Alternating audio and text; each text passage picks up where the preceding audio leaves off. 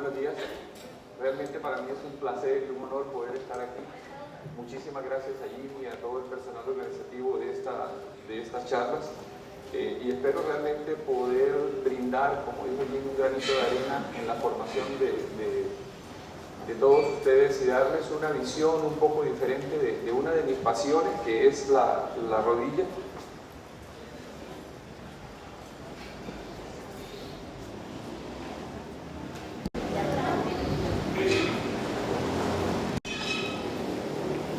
Básicamente quisiera empezar diciéndoles pues que somos un país, como todos ustedes saben, de rodillas, de fútbol. Por ende, yo creo que es uno de los conocimientos mínimos, básicos, que todos debemos tener los que estamos involucrados en este ámbito, y espero poder brindarles de alguna manera luces en lo que la patología de rodilla se refiere.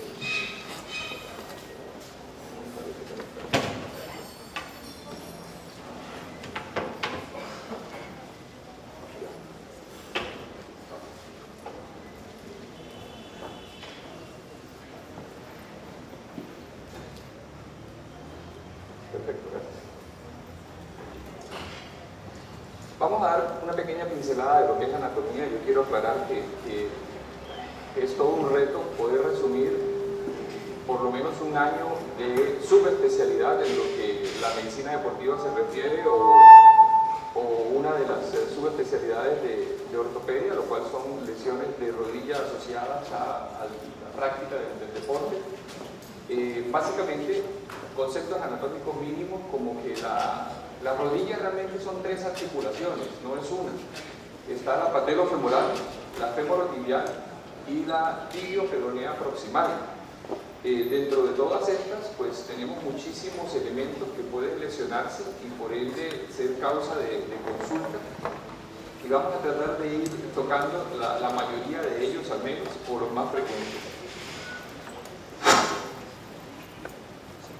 La rodilla es una articulación incongruente. ¿Qué quiero decir con eso? Imagínense tratar de meter una bola dentro de un cuadrado o un cuadrado dentro de una bola. O sea, estamos hablando de que es una articulación que los cóndilos femorales son redondos, los platos tibiales son planos. Desde todo punto de vista no es algo congruente. Sí, y aparte de todo, es una de las articulaciones que más impacto reciben, que más necesitamos de ellas, ya que desde que somos actuando con bipedestación, pues es una de las bases de sustentación más importantes que tenemos. Y todo esto, lo que quiero explicarles es la importancia de los tejidos blandos dentro de la articulación de la rodilla. Si no fuera por la presencia de una serie de tejidos blandos que vamos a empezar a mencionar, realmente la articulación de la rodilla se desarmaría completamente, porque tras de todo, los platos tibiales que son planos no están completamente horizontales, tienen una inclinación, entonces se deslizaría completamente un hueso sobre otro. Y de aquí viene la magna importancia de todos los tejidos blandos que rodean y se interponen entre uno y otro hueso. Dicho esto, sigo haciendo énfasis. A mí me gusta ser clasificado como médico de la vieja guardia, no de la nueva guardia. Entonces yo le doy mucho énfasis a todo lo que es el examen físico. A mí me enseñaron que médico, y en este caso se aplica también a todos ustedes, que no mete las manos, mete las patas, decía un profesor mío.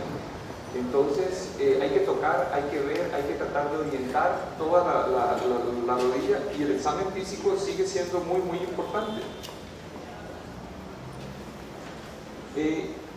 Estadísticamente, así, macro hablando, las lesiones de rodillas son supremamente frecuentes y de un gran impacto económico y social en cualquier sociedad. Menciono las estadísticas de Estados Unidos porque son tal vez las más accesibles en nuestro medio, pero solo esta estadística, que data de alrededor del 2008, decía que hay 80.000 casos nuevos de rupturas de ligamento cruzado, que no son las más frecuentes en lesiones de rodilla, ya que es la más rupturas de menisco o lesiones de ligamentos colaterales. Y todo esto tiene un gasto económico importante en incapacidad, en pérdida laboral, en dolor, en necesidad de cirugía, etc. Y un gasto social, porque una persona incapacitada, una persona disfuncional, así sea temporalmente, también tiene un precio que pagar a nivel familiar, a nivel social. Cuando hablamos de lesiones de rodilla tenemos que saber dónde estamos, a quién estamos tratando, qué edad tiene, porque toda la patología de rodilla es diferente de acuerdo a diversos factores. A qué altura, por ejemplo, estamos, anatómicamente, si esa persona presenta alguna deformidad o alguna desviación, que puede ser normal para la familia, inclusive averiguar a nivel familiar si ha habido lesiones de rodilla antes o no. Factores biomecánicos, como por ejemplo, dónde se produjo la lesión, si biomecánicamente, bueno, esto que está tan de moda ahora en nuestro país, si fue en una cancha artificial o en una cancha de zacate. Cuestiones como por ejemplo si la cancha estaba húmeda, el tipo de calzado que estaba utilizando, todos estos son elementos que al final van a tener un resultado en la incidencia de todo este tipo de lesiones. Y factores hormonales que son interesantes y factores de género también. Se ha demostrado, por ejemplo, que las lesiones de ligamento cruzado anterior son mucho más frecuentes en mujeres que en hombres.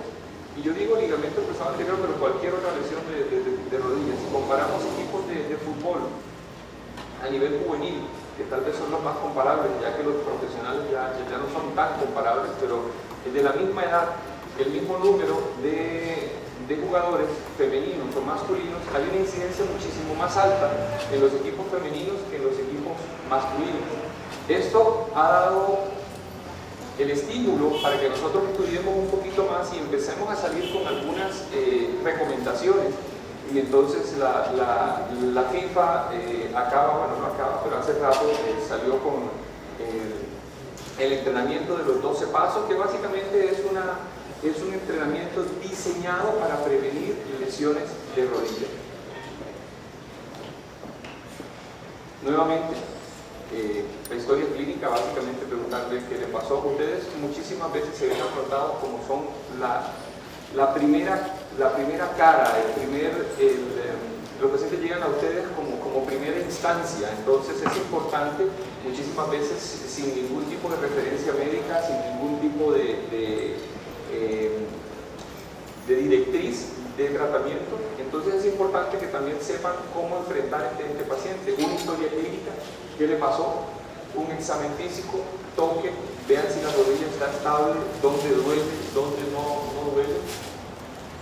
Y si el paciente de alguna manera ya se ha hecho algún tipo de examen paraclínico, es frecuentísimo que lleguen. ¿Quién le mandó el ultrasonido? No, nadie, pero yo fui, lo hice y aquí está. ¿O quién le mandó la radiografía? No, es que yo tengo un amigo en la caja que trabaja ahí en rayos X y le dijo al primo que me hiciera la radiografía y ahí le llegan con la radiografía. Entonces, más o menos saber cuáles son los exámenes diagnósticos que se utilizan en las lesiones de rodilla y para qué sirve cada uno también. La radiografía, la tomografía, la resonancia magnética, la microartroscopía o interview y el ultrasonido. Vamos a hablar un poco de cada uno de ellos. La radiografía pues sigue siendo uno de los exámenes básicos más frecuentemente realizados en cualquier lesión de rodilla, ya que es un examen que por costos es muy accesible y si no nos da la información exacta del diagnóstico, sí nos descarta muchísimas lesiones. Entonces, siempre es útil, siempre. Ya el hecho de pedirlas con apoyo, sin apoyo y las axiales de rótula es muy importante cuando empecemos a hablar un poco de las lesiones patelofemorales.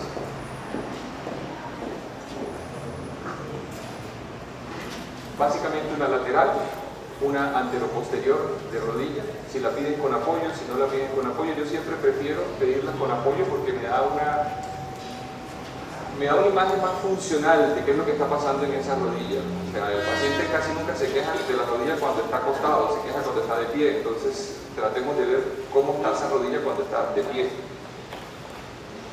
La tomografía o el TAC sirve para ver daño óseo, daño intraóseo. Las reconstrucciones tridimensionales que están muy de moda nos sirven ya a nosotros para planear cirugías de fracturas, para planear ver el resultado de grado, si hay presencia o no de algún tipo de grado articular, etc.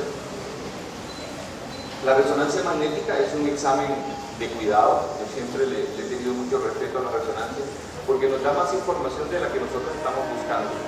Entonces, ahí es donde, si nos guiamos solo por la resonancia, para mí sería excelente porque operaría prácticamente a todo el mundo. Yo calculo que a todos ustedes, aunque no les duela la rodilla, si les hago una resonancia, por lo menos el 60% tienen causa de cirugía. Y así nunca les haya dolido esa rodilla. Nos da demasiados datos, qué sé yo, una lesión vieja, intrameniscal, que no está produciendo ningún síntoma en este momento, que tal vez ustedes se le hicieron hace 10 años, ahí aparece. Ahí aparece. Nos sirve mucho también porque nos permite ver lesiones intraóseas. El INRView es un examen no tan extendido, pero es básicamente una microartroscopía diagnóstica de oficina con anestesia local que se realiza en algunos centros del país, no está tan difundido, y nos sirve para el diagnóstico de lesiones intraarticulares. No nos sirve para contusiones óseas, no nos sirve para una cantidad de cosas, no se puede hacer cuando hay hematomas intraarticulares, pero sin embargo nos da una imagen precisa de qué es lo que está pasando a nivel de cartílago, a nivel de meniscos, a nivel de ligamentos cruzados. Dan imágenes como esta que les estoy presentando. El ultrasonido es otro de los con los que ustedes se tienen que enfrentar todos los días, porque todos los pacientes llegan a la consulta con el ultrasonido hecho. Entonces, ¿qué esperar del ultrasonido? ¿Qué es saber hasta dónde nos sirve? Porque por ser la rodilla una articulación tan compleja, las utilidades reales del ultrasonido hay que saberlas para saber hasta dónde nos puede ayudar y hasta dónde nos puede confundir también. El ultrasonido es excelente para ver estructuras superficiales, para ver ligamentos colaterales, para ver quistes. Yo siempre le digo a los pacientes, yo no creo mucho en el ultrasonido cuando me hablan de rupturas meniscales, pero cuando me dicen que hay un quiste paramenical asociado, póngale la cinta roja. Porque es excelente para ver quistes, para ver colecciones líquidas. Siempre tengo mis reservas cuando me hablan de rupturas de ligamento cruzado diagnosticadas por ultrasonido o lesiones de cartílago en áreas de apoyo o en áreas de esto, pero bueno, cada día el software de estos aparatos está mejorando, cada día la habilidad y las técnicas para hacer el ultrasonido también están mejorando, así que no me sorprendería de aquí a 1 o 2 años tener que cambiar esta diapositiva y quitar todos esos signos de interrogación. Una rodilla tiene varios tipos de estructuras y cada una de estas estructuras se puede lesionar. A nivel óseo pues está el fémur, la patela, la tibia y el peroné. Y a nivel de tejidos blancos pues hay toda una cantidad de estructuras que cada una de ellas se puede lesionar y cada una de ellas requiere un tratamiento diferente de parte del abordaje terapéutico que le podamos dar. Lesiones tan fáciles como esta, o sea, no era muy difícil saber que se estalló esa rótula. Y por ende ahí está la correlación radiológica. En este examen, en este caso, lo ideal era una radiografía. La lesión ósea es más fácil de diagnosticar con radiografía. Podemos intuir algunas lesiones de tejidos blandos con radiografías, pero eso es más difícil. Ya entrando un poco en materia, empecemos a hablar, por ejemplo, de la articulación patelofemoral. Yo siento que es la gran menospreciada de la patología de rodilla, históricamente hablando. Hasta hace tal vez menos de 10 años que estamos prestando un poco de más atención. Y es una causa muy frecuente de consulta de rodilla. La rótula es un hueso sesamoideo. Cuando digo eso, quiero decir que no es un hueso que esté directamente en conjunto con el resto del esqueleto axial.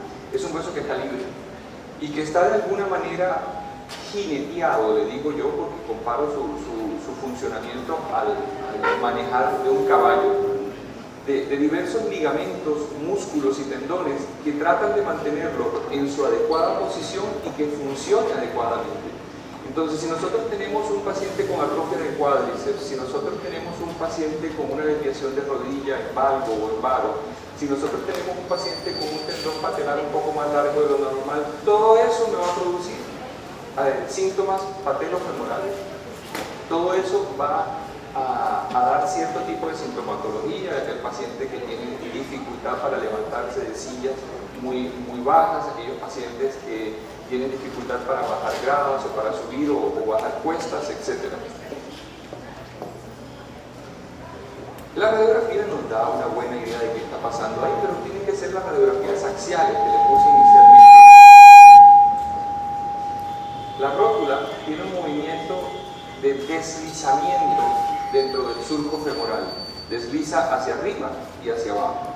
Este es el surco femoral, este es la rótula. Esta no es tan mal, pero muchísimas veces nosotros podemos ver que todo el peso, el trabajo y el diseño de la rótula recae sobre este lado, sobre el alerón externo. Y prácticamente el alerón interno está inutilizado. Para que ustedes tengan una idea de cómo se ve por dentro, esta es una imagen de resonancia donde se ven los alerones, que son estos ligamentos que están al lado externo y al lado interno de la rótula. Vean lo que les estaba diciendo, vean esta clase de relación patelofemoral, todo el trabajo se viene de este lado, esta articulación interna prácticamente no funciona. Este es un paciente que tarde o temprano va a tener sintomatología por hiperpresión de este lado. Para todo esto, pues ahí es importante, por ejemplo, el concurso de ustedes empezar a fortalecer algunas estructuras que pueden mejorar el balance de la rótula, ejercicios específicos hacia vasto interno, ejercicios específicos hacia recto anterior, que realmente hagan que esta patelofemoral funcione adecuadamente.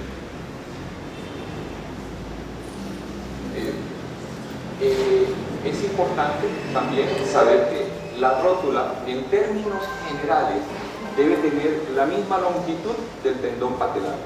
En términos generales, ustedes miden, la rótula mide 8 centímetros, el tendón patelar debe medir entre 8 y 9 centímetros. Se acepta una desviación más o menos del 20%. Pero cuando ya cambia esta relación, pues entonces ya estamos hablando de malposiciones patelares, ya sea por arriba o por debajo. Y existen algunas, para que no se sorprendan si en algún momento les llega o ya les ha llegado que un paciente con una radiografía y se ve una fractura de rótula, pero el paciente no se queja de nada, de absolutamente nada. Eso quiere decir que nació con esa, no es una fractura de rótula, sino es una rótula bipartita. Es relativamente frecuente, se puede ver en tal vez el menos del 3% de la población normal. Básicamente es que la rótula tiene varios núcleos de osificación cuando está formándose, y uno de ellos no se logró complementar con el resto del hueso. Aquí entramos a lo que más nos interesa, creo yo, la articulación femorotibial. Esta es una articulación de mucho impacto, de mucho trabajo. Básicamente tiene el movimiento de flexo-extensión, aunque durante esta flexo-extensión también está supuesta a rotar aproximadamente entre 3 y 5 grados. Y puede tener alteraciones congénitas, como por ejemplo el menisco discoideo. Cuando los pacientes me piden que yo les hable de qué es un menisco, yo les digo, imagínense 2 piezas de carro que tienen un empaque en el centro. Ese empaque hace que esas piezas funcionen adecuadamente. Pero ¿qué pasa si ese empaque es demasiado grande? Eso es lo que pasa cuando tenemos un menisco discoideo. No sé si alguna vez han tenido la oportunidad de observar un paciente que literalmente ustedes lo oyen antes de verlo, que entra a su oficina, que le cruje su rodilla, que suena extraño. Empiecen a sospechar ahí tal vez la presencia de un menisco discoideo. Y las lesiones traumáticas, que vamos a empezar a hablar de ellas. Los meniscos tienen que ser, como les acabo de decir, empaques periféricos entre 2 huesos, y pueden romperse de la manera que ustedes se imaginen, de la manera que ustedes crean que puede romperse un menisco, así se rompe y así se puede romper. Entonces hay lesiones en asa de Valde, por ejemplo, lesiones transversales, lesiones oblicuas, lesiones como un libro abierto, de cualquier tipo.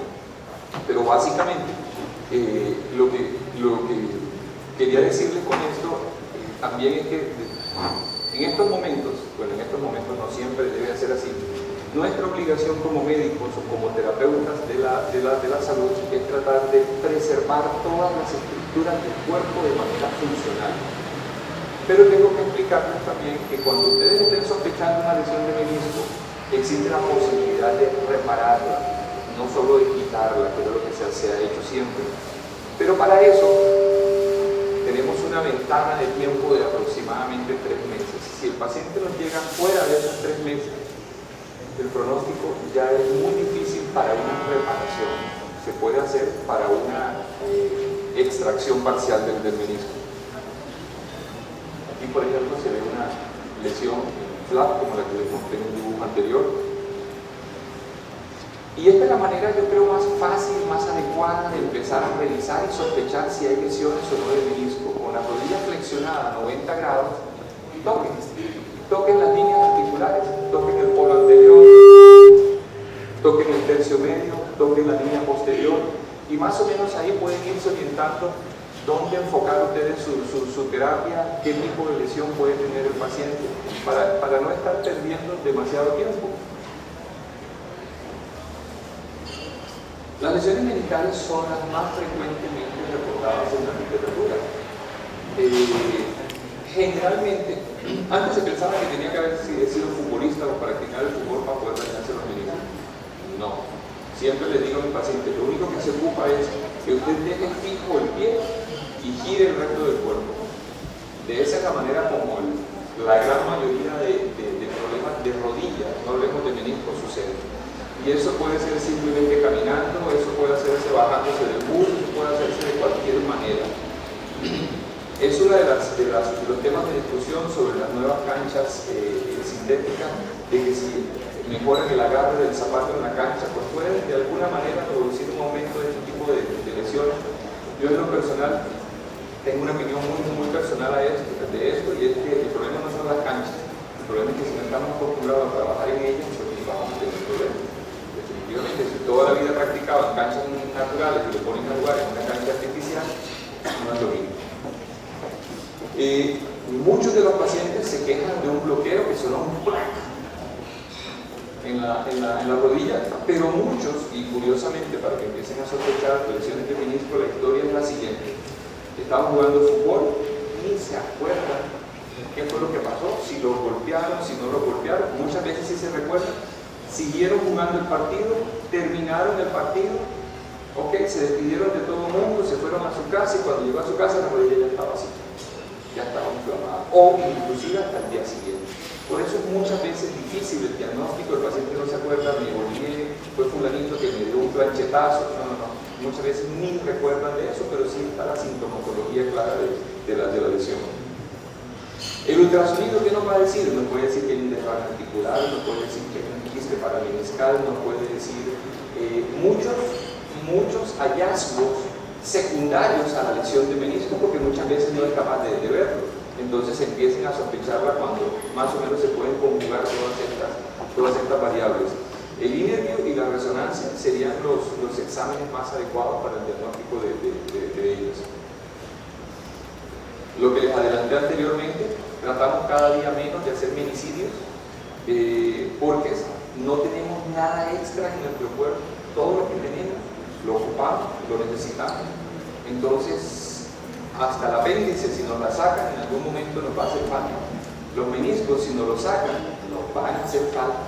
Sobre todo si es ese paciente que le encanta correr, por ejemplo, que es ese paciente que ustedes ven que tiene 70 años, 80 años y va corriendo en la calle bañado de sudor, va dopaidítico completamente con puras dopaminas endógenas. Entonces a esos pacientes no se les puede quitar el deporte. Pero si tenemos problemas de este tipo, va a llevar a una artrosis frecuente si tenemos que sacrificar meniscos. Menciono aquí lo del trasplante de meniscos porque es una posibilidad no tan frecuente en nuestro medio todavía, pero yo creo que pronto ya va a llegar la tecnología. La patología de cartílago, ahí ustedes, por ejemplo, la pueden sospechar cuando ven discrepancias en el diámetro o en la altura de las líneas articulares a nivel de las radiografías.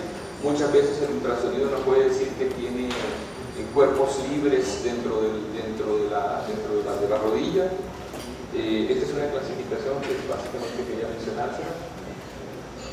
Existen varios tratamientos, no necesariamente es el reemplazo de rodilla, penetraciones que pueden generar microfracturas, injerto de cartílago, y esto todavía estamos en pañales en esto, pero la idea es hacer cultivos de tejidos en donde nosotros le saquemos el cartílago al paciente, lo mandemos a cultivar y luego podamos ponerle el parche de cartílago autólogo completamente a ese paciente. Lesiones como esta, no sé si qué tan bien lo pueden ver desde allá, pero básicamente es un hueco, como les digo yo a los pacientes, como que tuvieran una caries de un diente, pero ahí en el hueso de la rodilla. Hay 4 grandes ligamentos estabilizadores en la rodilla. Solo menciono esto porque si nos ponemos a mencionar los meniscos femorales o etcétera, no acabaríamos todo el día. Cruzado anterior, cruzado posterior, colateral interno y colateral externo, o colateral medial y colateral externo. El ligamento cruzado anterior tal vez es el más famoso de los 4, y yo creo que es el más famoso porque ya aprendimos a repararlo. Entonces, todo el que se lo rompe hay que reparárselo evidentemente. Como dato curioso, sí les quiero mencionar que los ligamentos cruzado posterior y cruzado anterior, que hacen una X aquí, no tienen capacidad reparativa. Si se rompió el ligamento, así sea en el parqueo de la clínica y el paciente sube y lo llevamos a sala inmediatamente e intentamos repararlo, lo más probable es que no pegue, no cicatrice, porque al ser un ligamento intraarticular, el líquido sinovial empieza a rodear eso y no permite que cicatrice.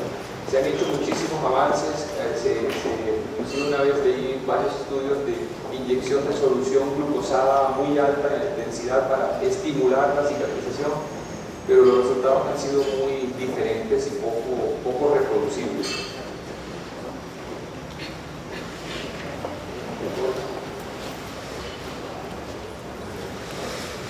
Ese es lo que se denomina el signo del pivote, 100% diagnóstico de lesiones del ligamento cruzado anterior. Muchas veces ni siquiera hay que decir al paciente que tiene, llega, le muestra la rodilla y se la luce. Ya, esto es lo que pasa. Un movimiento totalmente anormal. Entonces empecemos a sospechar este tipo de lesiones. Vamos a ver si con este video.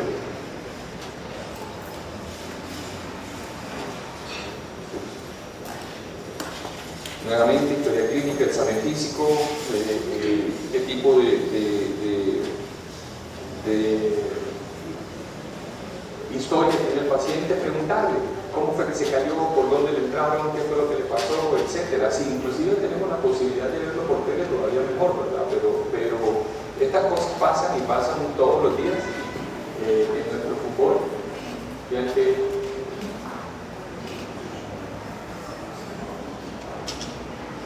evidentemente va a haber una lesión. En este caso tuvo la triple triada de O'Donoghue, lesión de colateral interno, menisco interno y ligamento cruzado, y les pasa a todos. Estamos hablando de Cuauhtémoc Blanco en la selección mexicana.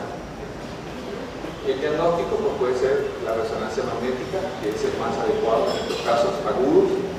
El ligamento cruzado posterior, todo lo que dije para el ligamento cruzado anterior se cumple también para el ligamento cruzado posterior. Es el ligamento más fuerte, más grueso de la rodilla, impide que la rodilla se vaya hacia atrás.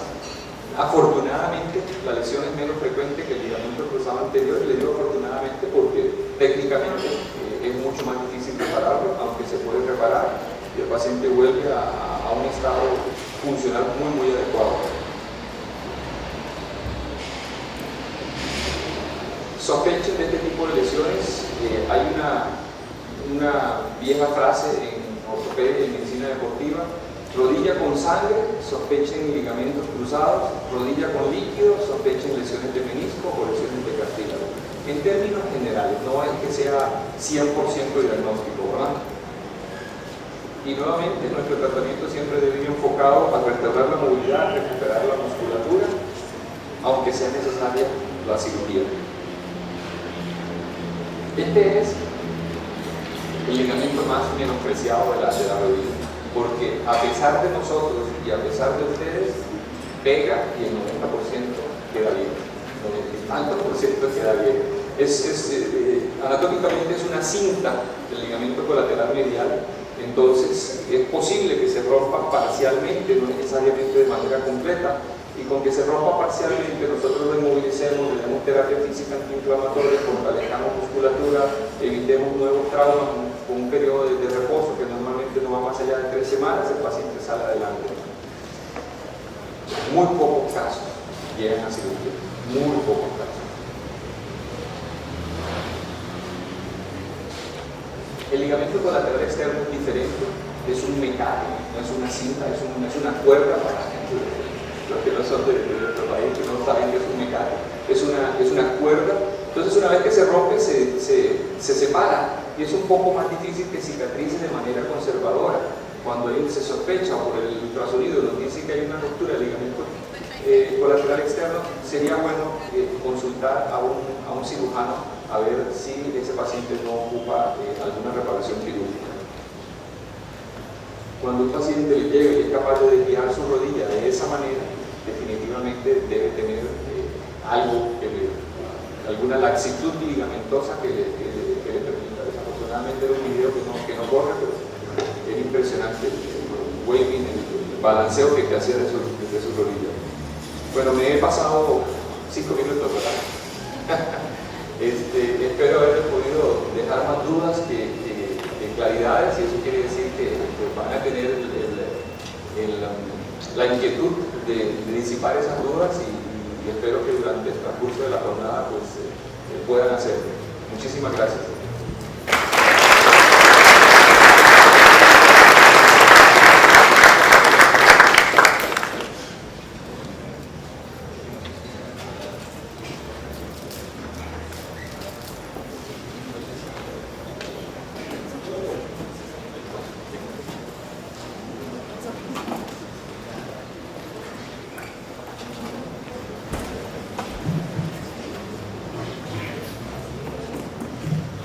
No se me vaya, doctor. Si alguno tiene una consulta, tal vez nos hacemos aquí al centro un poquito, doctor. O si alguno tiene una pregunta o una consulta que quiera transmitirle al doctor, nada más me levanta la mano. Uno a la vez. O nada. ¿Alguna consulta, no?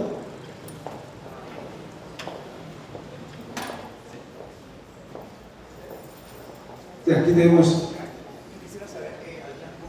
Preventivas para evitar este tipo de lesiones, ¿no? Que por lo menos nosotros podemos conocer unas cosas, ¿no? Pero digamos a nivel de la gente común, ¿qué podríamos, los que no somos especialistas en la materia, poder sugerir, ¿no? Y establecer como pautas preventivas? En términos generales, nosotros aquí tenemos un dicho, una palabra que es que somos un país de mejengueros.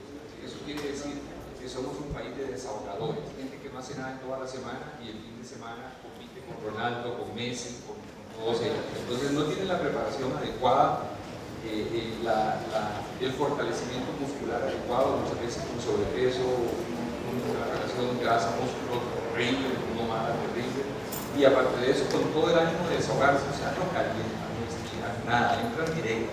Entonces yo creo que la recomendación mínima que tenemos la obligación de darles es que hagan algo extra durante la semana, que corran 15 minutos en una banda 3 veces por semana, que vayan a un gimnasio. Normalmente lo primero que dicen es: no tengo tiempo. Esa es la excusa, solo tengo tiempo los fines de semana. Entonces yo creo que es nuestra obligación hacer un poco de psicoterapia, hacer un poco de forzarlos un poco a que no solo sean mejengueros, que no solo sean atletas de fin de semana, que traten de preparar su cuerpo, que saquen un ratito durante la semana, unas 2 o 3 veces, para que no lleguen ese fin de semana a lesionarse. Porque es frecuentísimo, entró a jugar y a los 5 minutos va a ya está lesionado. Ahora lo que claro, lo que tiene que ser el doctor. Exacto. ¿Otra consulta? Ahí hay un video.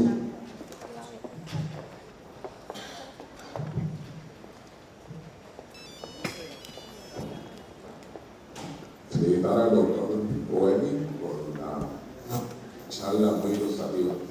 Doctor, ¿cuál es la experiencia en los infiltrados con concentrados de plaquetas? Si lo has usado y qué indicaciones médicas existen. Todas las cosas en medicina tienen una etapa que yo le llamo pomada canaria. O sea, y el concentrado de plaquetas está en ese momento, en esa etapa. Y la etapa de la pomada canaria es que para todos sirve. Realmente el concentrado de plaquetas o el plasma rico en plaquetas para mí es una herramienta utilísima, utilísima. Lo veo muy loco desde el punto de vista teórico. Básicamente es un booster en la cicatrización de cualquier lesión que tengamos. Llámese, estamos reparando el ligamento cruzado. Hay estudios que describen mejores resultados cuando ese ligamento, ese injerto del ligamento cruzado se baña en plasma rico en plaquetas y se coloca. Estamos en una lesión como esa que les mostré de un hueco en el cartílago y hacemos esas microfracturas que básicamente es para que sangre. Va mejor si infiltramos concentrado rico en plaquetas. O sea, es un booster para cualquier lesión que necesite cicatrización en términos generales, porque en última no son solo las plaquetas, es la cantidad de interleuquinas, la cantidad de sustancias activadoras de cicatrización que van con el concentrado rico en plaquetas. Porque por cierto las plaquetas no están ni en muy buena forma después de darle vuelta durante 25 minutos y inyectarlas ahí, pero esas sustancias sí están muy activas. Entonces, en lo personal lo utilizo mucho, generalmente en aquellas rodillas un poco gastadas con lesión de cartílago grado 1, grado 2, que todavía no están en condiciones de ofrecerles un reemplazo, que son lesiones muy difusas. Pero en términos generales en estos momentos lo que yo no encuentro es una contraindicación directa para el plasma rico en plaquetas. O sea, tal vez la única contraindicación sería infección, sospecha de infección en el área donde se va a colocar. De resto, no veo por qué no utilizarlo. El problema es que cuando estamos ante una tecnología de estas, estamos ante la posibilidad de un aumento en los costos de los tratamientos de pacientes, ¿verdad? Entonces es una balanza que hay que saber manejar. Perdón.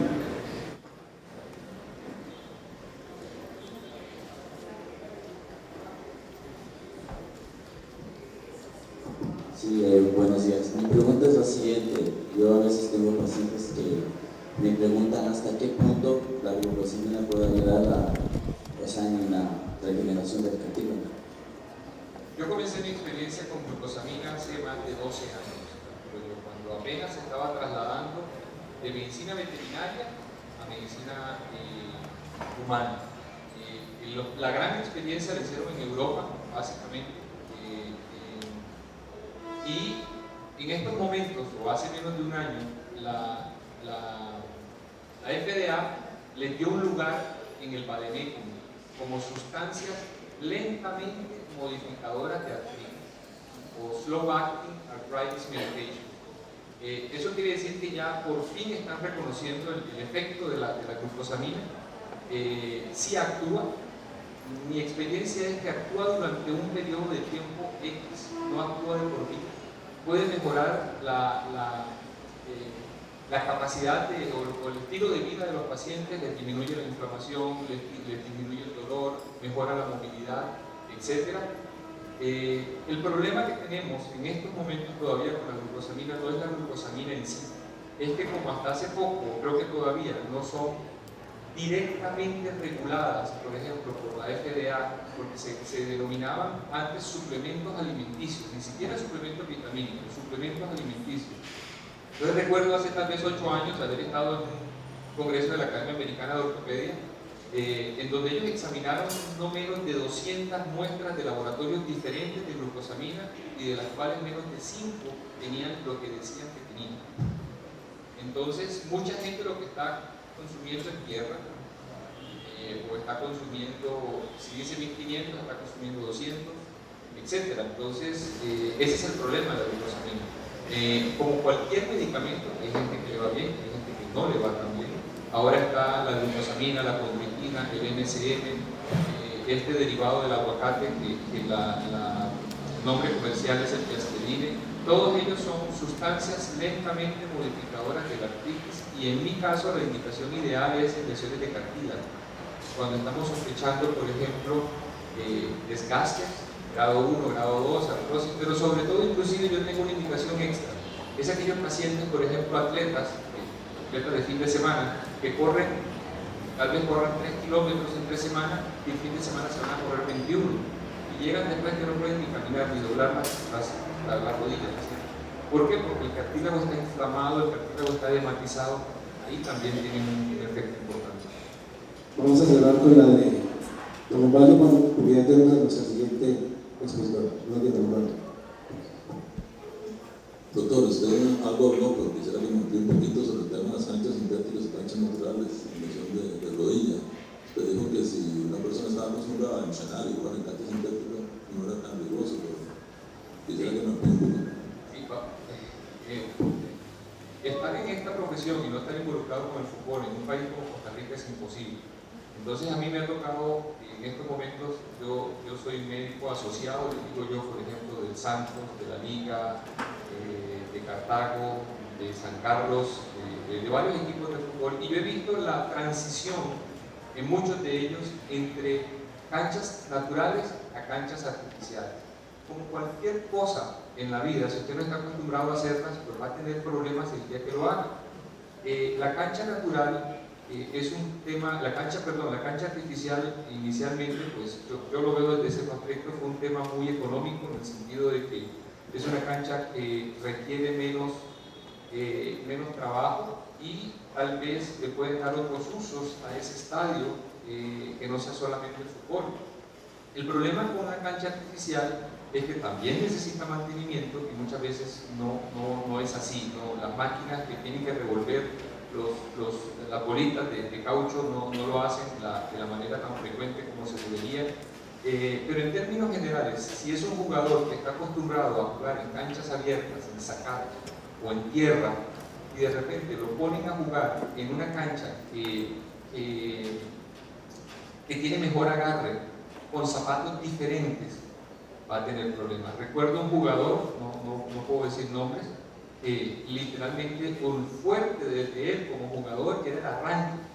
Era un jugador pequeño, menudo, pero de un arco, es un jugador que todavía está jugando.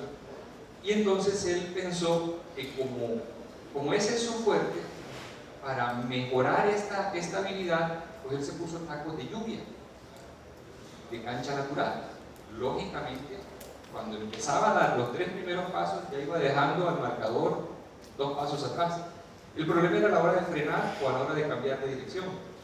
Se le quedó el zapato pegado, dio media vuelta y se rompió el ligamento cruzado anterior y el menisco interno. Entonces son ese tipo de situaciones a las que yo siempre llamo un poco la atención. O sea, no es simplemente comprar la cancha y ¡bum! Digamos cancha artificial ahora. No, es hacer todo un proceso de reacomodo de los jugadores en esas canchas. Y no sé hasta qué punto tener solo la cancha que usan los fines de semana artificial y el resto de la semana practicar en cancha natural sea lo más adecuado. Ahí es donde yo, evidentemente, como dice el otro día un colega, yo no veo ningún equipo grande del mundo con una cancha artificial, ni el Real Madrid, ni el Barcelona, ni nada de eso. Yo estudiaba en Venezuela pediatría inicialmente antes de venir para acá y estaba acostumbrado a resolver rápido. Le digo, doctor, esta paciente, yo era la segunda o tercera vez que lo llamaba, me daba pena. Y yo creo que hay que operarla, que ya la quirófano me dice, doctor, tenga fe en lo que usted estudió. Es un honor tenerlo aquí, ¿verdad, doctor? Es un pequeño recuerdo, un pequeño presente. Muchas gracias por su presencia.